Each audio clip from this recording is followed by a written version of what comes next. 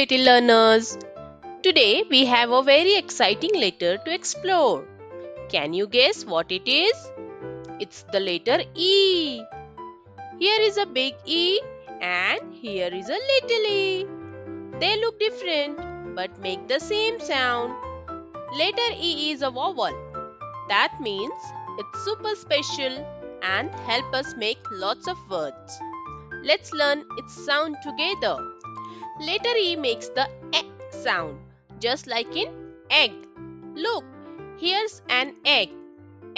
Egg. Say it with me. Egg. E is also for elephant.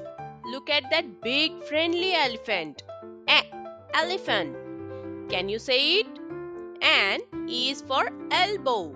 Move your elbow like this. Elbow. One more. E is for engine. Vroom vroom. Engine. Now let's play a fun game. Every time you see the letter E, say with me. Say Say egg. Say elephant. Say elbow. Say engine.